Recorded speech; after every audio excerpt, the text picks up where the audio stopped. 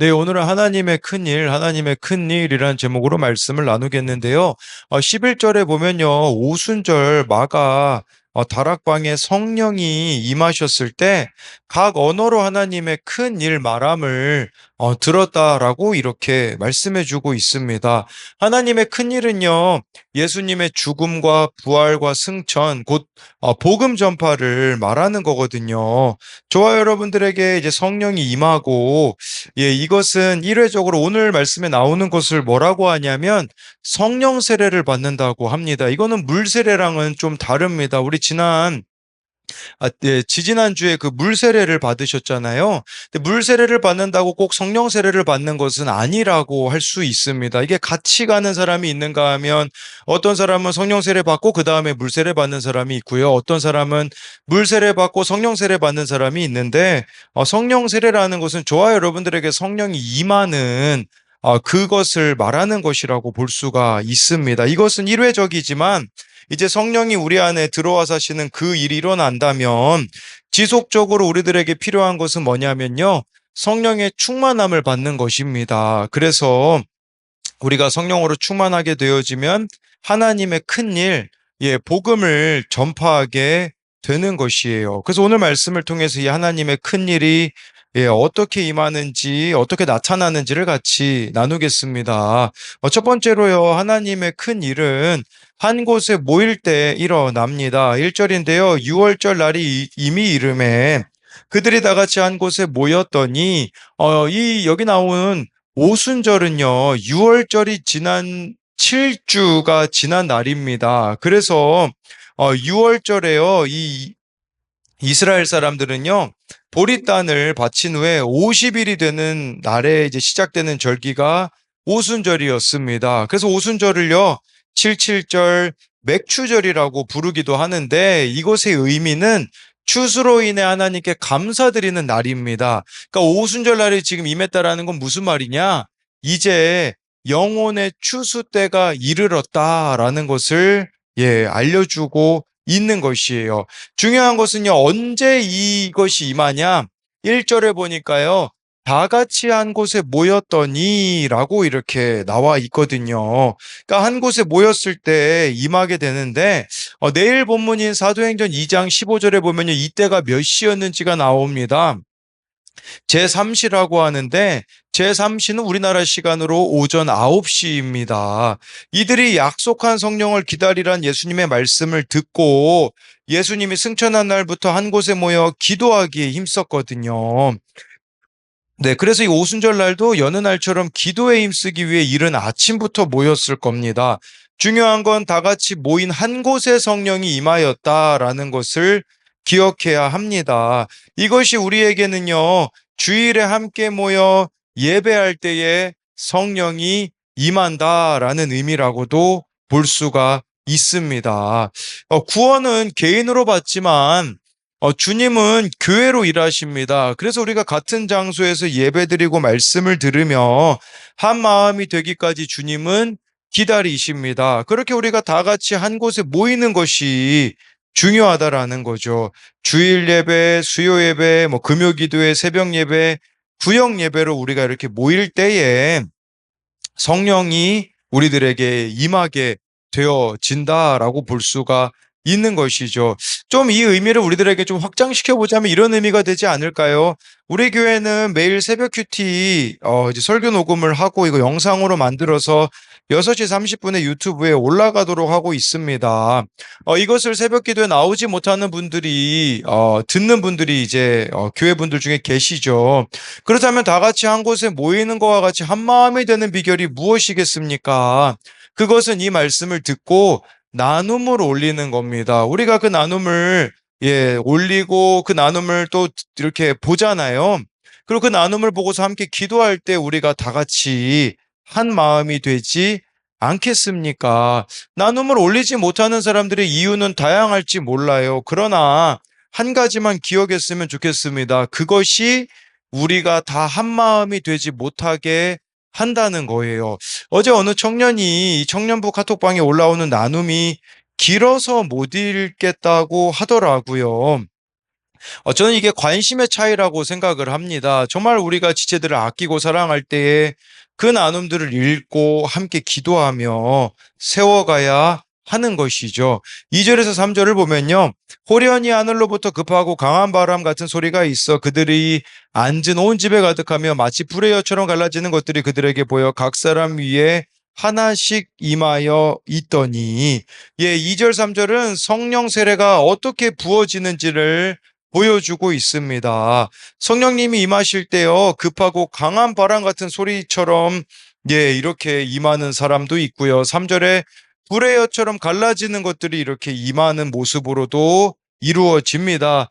여러분, 우리가요, 이 성령 세례 받는 것은요, 사실 각자가 주관적입니다. 주관적으로 성령의 임함이 있을 수 있어요. 어떤 사람은 정말 조용하게 성령이 임하는 사람이 있는가 하면요. 어떤 사람은 이런 경험들로 일어나기도 합니다.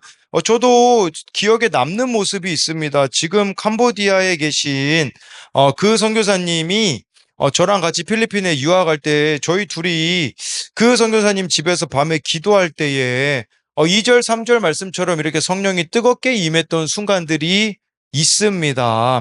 이것은 각자가 주관적으로 나타날 수 있어요. 그런데 중요한 것은요, 성령이 임하는 것은 주관적이고 개인적인 경험일 수 있지만 객관적인 사실이 있습니다. 그것은 뭐냐면 저와 여러분들이 성령이 임하면 뭐 이 체험들은 주관적이지만 객관적인 사실은 뭐냐면 내가 성령의 사람이 되었다면 이제는 다른 삶을 살아갈 수밖에 없다라는 거예요. 그러니까 이게 뭐 어떤 체험을 내가 했느냐가 중요한 게 아니라 그 체험 이후에 나의 삶의 모습은 어떻게 변화되었는가라는 거겠죠. 그것은 이제 이대지에 다룰 텐데요. 먼저 이것에 대한 두 가지 적용은요. 나는 가족 공동체 지체들과 한 마음이 되어 예배와 기도에 힘쓰고 있습니까? 그러니까 우리가 좀 하나 되기 위해 힘쓰고 있느냐라는 거예요. 이것은 뭐 각 교회의 예배들 참여하는 것도 포함되겠지만 아까 제가 말씀드린 것처럼 정말 우리가 이렇게 나눔을 올리는 거, 그 나눔을 읽고 함께 기도해 주는 것도 포함이 되어지겠죠. 또 한 가지는요, 나에게 성령이 임하신 경험이 있습니까? 우리 이것은 제가 아까 주관적이라고 했잖아요. 그 결과 이전과 다른 삶을 살아가고 있습니까? 이것이 성령의 나타나심의 객관적인 결과라고 할 수가 있습니다. 두 번째로요, 하나님의 큰 일은 다른 언어로 나타납니다. 4절에요, 그들이 다 성령의 충만함을 받고 성령이 말하게 하심을 따라 다른 언어들로 말하기를 시작하니라. 이걸 우리가 방언이라고 하죠. 그런데요, 여러분 여기서 이 다른 언어의 방언이란 단어가 좀 오해하시면 안 돼요. 그 고린도전서 14장 18절에 이런 말씀이 있어요. 바울이야에 이렇게 고린도 교회 성도들을 향하여서 쓴 편지인데 내가 너희 모든 사람보다 방언을 더 말함으로 하나님께 감사하노라. 바울이 말하는 방언은요 지금 우리가 하고 있는 방언이거든요. 그래서 우리가 막 랄랄랄라라고도 하기도 하고요. 그런 방언들을 하잖아요. 근데 여기 나와 있는 방언하고 지금 사도행전에 나오는 이 다른 언어는 원어로 보면요, 다른 언어가 기록되어 있어요. 그 방언이 다른 방언이라는 거예요. 그러니까 사도행전 이때 임했던 방언은 실제로 이들이 다른 언어를 사용했다라는 거예요. 지금 우리가 아는 이 방언이 아니라 다른 언어를 실제로 말했다고 볼 수가 있거든요. 근데 여러분 정말 외국어를 말했다라는 건데 이것은 일회적인 사건이었습니다. 근데 왜 이런 일이 일어났을까요? 힌트는요. 창세기 11장 9절에 있습니다. 그러므로 그 이름을 바벨이라 하니 이는 여호와께서 거기서 온 땅의 언어를 혼잡하게 하셨음이니라. 여호와께서 거기서 그들을 온 지면에 흩으셨더라. 이 창세기 11장에 바벨탑 사건이 있거든요. 바벨탑은요, 하늘에까지 탑을 쌓으려고 했거든요. 이걸 뭐라고 합니까? 교만한 거죠. 인간이 교만해져 가지고 하나님이 언어를 혼잡하게 하셨습니다. 근데 여러분 이것은 그때만 일일까요? 지금도 일어나고 있는 일입니다. 교만한 사람은요, 여러분 우리가 그런 게 있어요. 같은 말을 해도 있잖아요. 교만한 사람이 하면요, 듣기 싫은 게 있잖아요. 그런데 지금 이 바벨탑으로 나누어졌던 언어가 오순절에 성령이 임하심으로써 하나가 되었다라는 것은 무슨 말이겠습니까? 성령으로 인하여서 우리는 비로소 같은 언어를 쓸 수 있다라는 것을 말씀해 주고 있는 것입니다. 예, 이처럼 성령의 사람은요, 주님의 마음을 품기에 겸손히 행하고 겸손히 말할 수밖에 없는 거죠. 그러니까 이 사절에 다른 언어를 쓴다라는 것은 우리들에게는 어떤 의미가 될 수 있을까요? 저는 우리가 그 어머니로부터 언어를 배우기 때문에 모국어라는 말을 쓰잖아요. 그래서 영어로도 마더텅이라고 하거든요. 엄마의 혀라는 의미가 있거든요. 모국어가요. 이 다른 언어를 쓴다라는 것은 저는 이제는 성령의 언어를 쓴다라는 의미로 다가올 수 있어요. 그건 뭐냐면요. 내가 이전에 써왔던 언어와는 다른 언어를 쓰기 시작하는 거죠. 이 언어가 뭡니까? 사랑의 언어가 아니겠습니까? 그 사람의 눈높이까지 내가 낮아져가지고 그 사람의 처지를 이해함으로 말하게 되어지는 게 다른 언어를 사용하는 것이라고 할 수가 있는 거예요. 내가 들어왔던 언어, 했던 언어를 이제 넘어서는 것을 말하는 거라고 볼 수가 있겠죠. 여러분, 우리가 성령으로 충만하면요, 이렇게 다르게 말해줄 수가 있게 되어지는 것. 그게 바로 여기서 말하는 다른 언어가 아니겠습니까? 내 언어로 자꾸 말하려고 하면 여러분 기다리십시오. 말씀하지 마세요. 정말 성령으로 충만하여서 다른 언어로 말해 줄 수 있을 때까지 우리에게 그런 부분들이 필요하다라는 거죠. 6절부터 8절에요. 이 소리가 나매 큰 무리가 모여 각각 자기의 방언으로 제자들이 말하는 것을 듣고 소동하여 다 놀라 신기하게 여겨 이르되 보라 이 말하는 사람들이 다 갈릴리 사람이 아니냐 우리가 우리 각 사람이 난 곳 방언으로 듣게 되는 것이 어찌 됨이냐.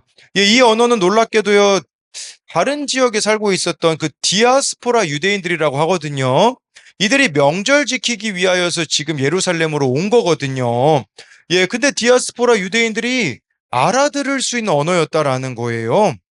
그러니까 지금 여기 7절에 갈릴리 사람은요, 사실 뭐 두 가지 언어 정도밖에 쓰지 못했습니다. 갈릴리 사람이라는 것은 아람어나 헬라어 이 두 가지밖에 쓸 수가 없었는데, 근데 외국 지역에서 살다 온 유대인들이 알아들을 수 있는 그 언어를 지금 여기 나와 있는 갈릴리 사람이 사용하였다라는 것을 보여주고 있는 것이에요.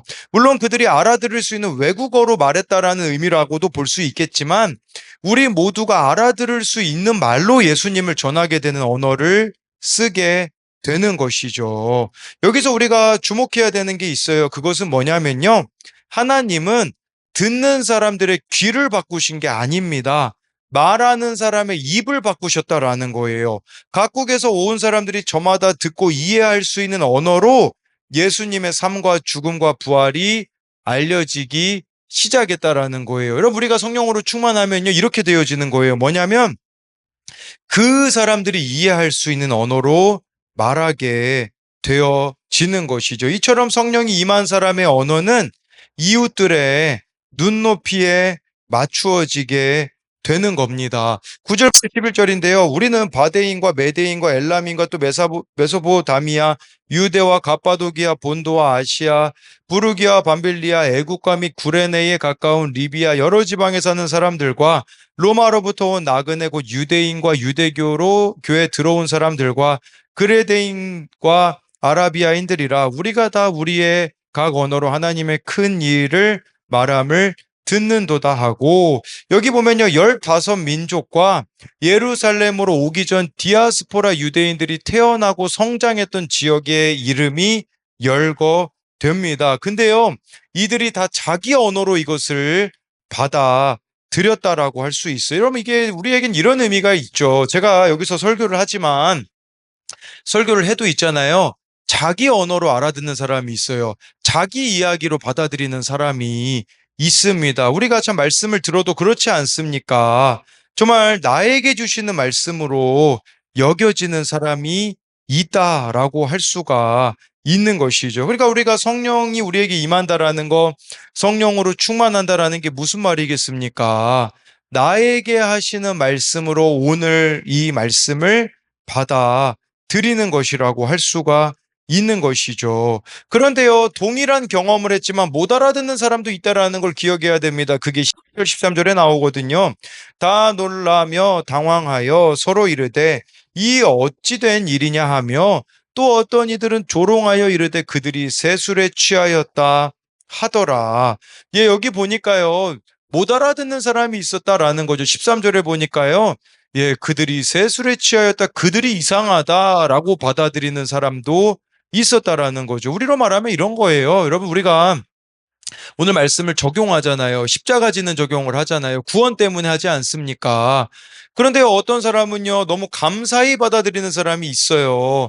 근데 어떤 사람은요, 왜 저래? 라고 받아들이는 사람도 있다라는 것을 보여주는 것이죠.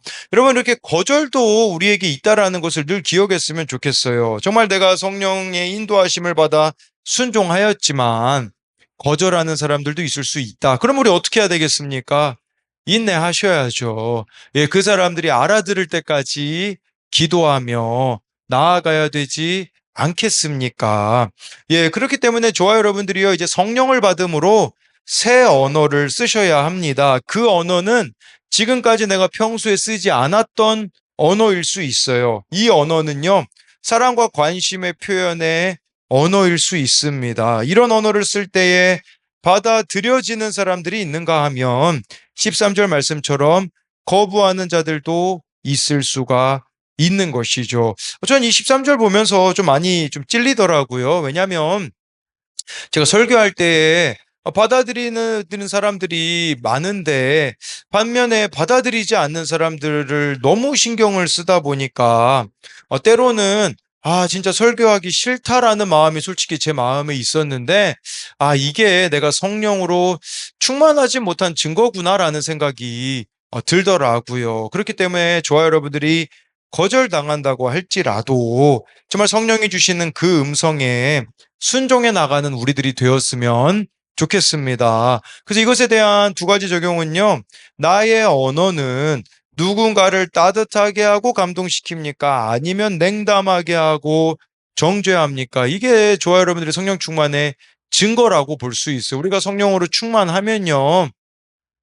따뜻하고 감동시키는 말이 나오지만, 예, 내가 주인이 되면 아까 그 바벨탑처럼요, 냉담하고 정죄하고 교만의 언어를 쓸 수밖에 없다라는 것으로, 예, 이걸 보면 되고요. 또 한 가지는 환경이 다르고 출신이 다르기 때문에 이해할 수 없는 사람이 있습니까?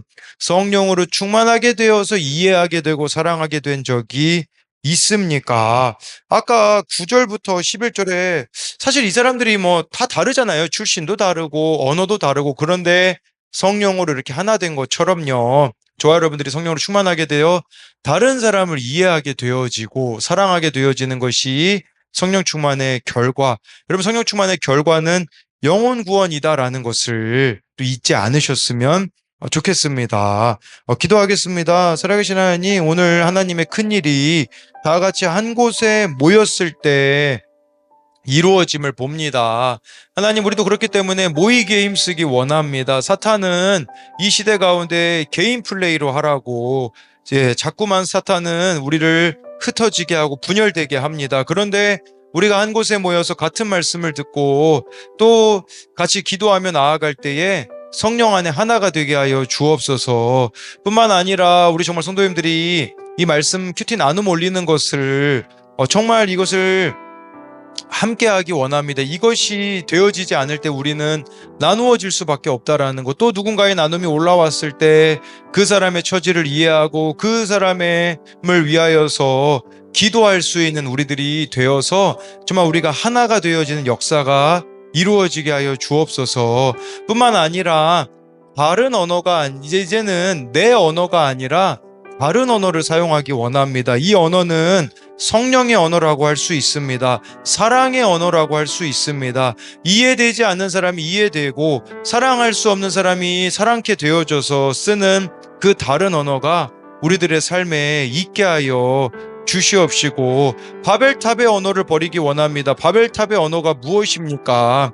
교만하여서 나밖에 모르는 그런 정죄와 판단의 말을 하는 것이 아니라 이제는 성령의 언어로 우리 순복 아름다운 교회 공동체가 하나 되게 하시고, 또 내가 성령이 주시는 그 인도하심을 받아서 십자가 지는 적용을 할 때에 어떤 이들은 감동을 받고 변화가 되어지지만 어떤 이들은 외면하고 거절하는 사람들이 있을 수 있습니다. 그 거절하는 사람들에 대하여서 우리가 다시 미운 마음을 품는 것이 아니라 그들을 위해 중보하며 인내하며 나아갈 때에 모두가 다 구원의 열매를 맺게 되어지는 일들이 이루어지게 하여 주실 것을 믿으며 살아계신 예수님 이름으로 기도드립니다. 아멘.